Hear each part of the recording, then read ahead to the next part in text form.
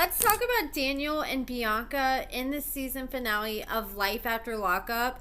Daniel was just kicking it at the apartment, and Bianca went out with her friend and dropped her off at the airport and came back, and she asked Daniel if he wanted to go out on like this little date. And he's like, oh yeah, that sounds so much fun. So she gets dressed.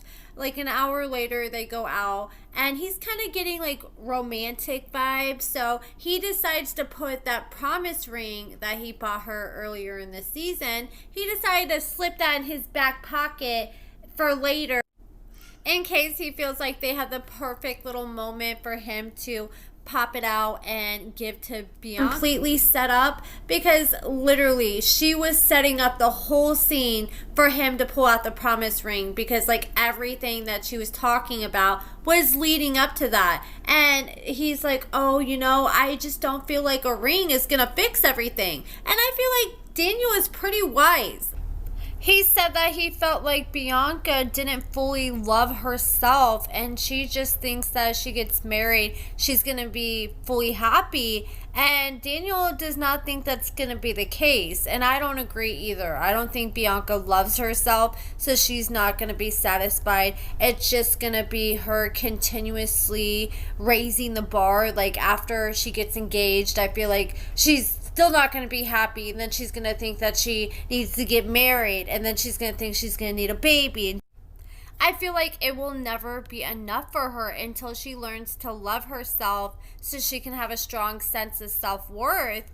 I do feel like it's not healthy for Bianca to constantly be focused on the future. Like, yes, it can be good to plan and look forward to the future, but it can also have several negative consequences. I feel like she's missing out on the present and what's right in front of her. Like people like Bianca, they're ungrateful for what they have and always wanting more and more, and then next thing you know, their partner leaves them and they're sitting there in the dust wondering what happened, and not realizing that they had been so ungrateful for months. And I feel like that's how Bianca is. She's constantly thinking about what's next and missing out on the joys and opportunities of the present moment, and it seems like she's constantly just waiting for something better to come along.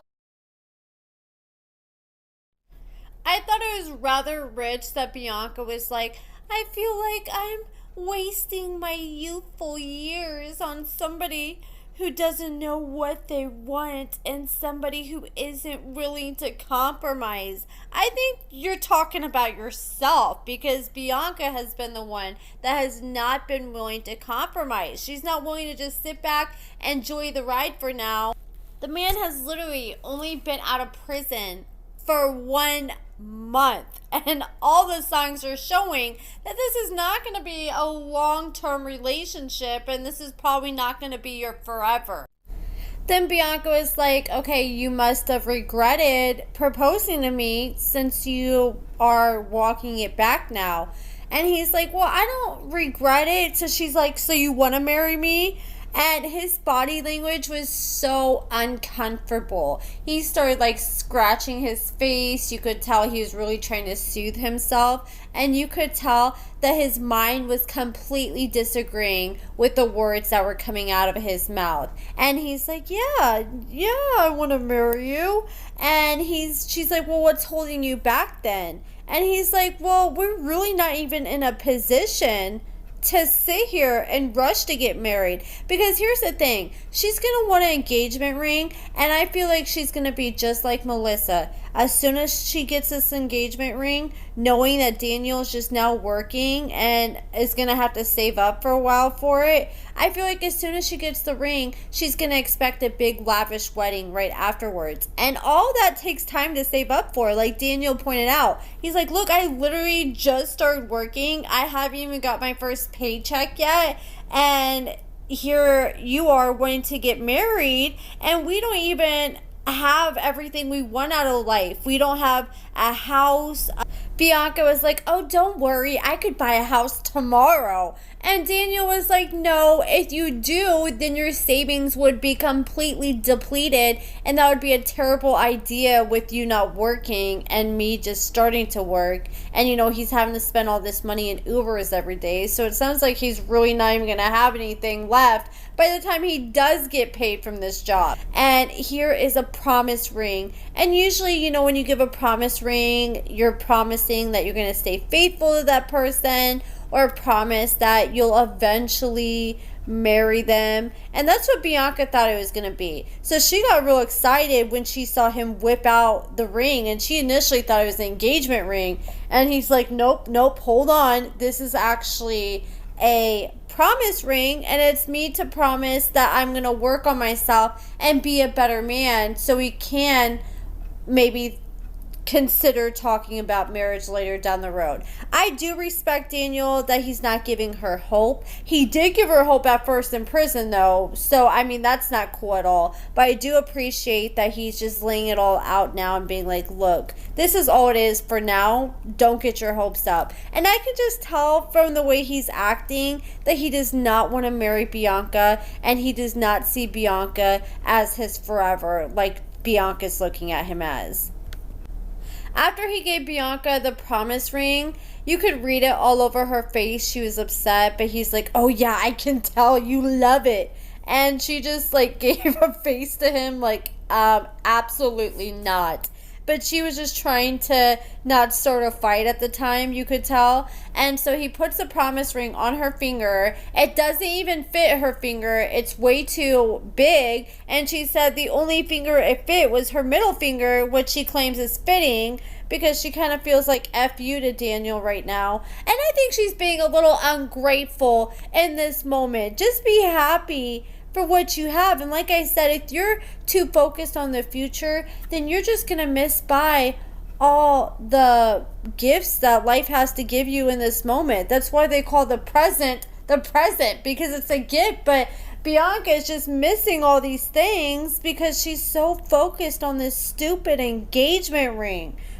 Then after he gave her the ring, she started getting an attitude and breaking down crying in the car and saying, where the hell did you get this from? Dollar Tree or something like that. She was throwing all kinds of shade on the quality of the ring, which even more shows that she needs to slow her roll, because obviously when he does propose, she's going to want something immaculate, and it's going to take time to save up for these things. I bet Bianca is probably one of those girlies that is like, oh, if I have to, I'd be willing to buy my own ring. But she needs to let Daniel go out and work for it on his own and wait till he's ready. Because it don't matter if you're ready to be engaged and feel secure. If he's not ready, then what's the point? You're just wasting everybody's time.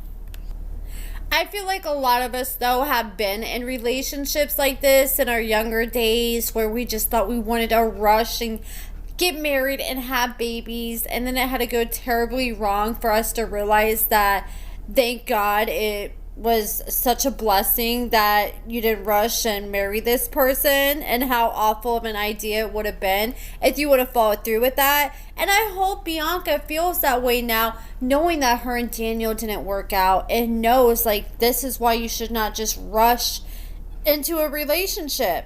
But pretty much that's it with them. I can't really think of anything else. I guess at the end, it showed that they ended up moving into a new apartment together. Their apartment seemed pretty nice. They were living in Arizona together. And at the end of the episode, it claimed that they're still together. But spoiler alert, we know they're no longer together. And I feel like the reason it said they're still together is, one, either they edited the footage before it came out that they were broke up, or two, I feel like they're likely coming back for another season, which Bianca has already pretty much confirmed. She said that when we see Daniel next time on the TV, that we're really going to see his true colors. So we shall see next season when they come back. If what she's saying is true, then it sounds like it's definitely going to be a juicy one. A quick little editing update. I was supposed to do an interview with Daniel on Sunday, he ended up reaching out to me like a week ago, asking me to do a TikTok live with him. I don't ever get on TikTok. Like, I upload videos here and there, but I don't ever go live on there. So I was like, okay, but if I go live with you, then you have to do an interview with me. You know, you scratch my back, I scratch yours.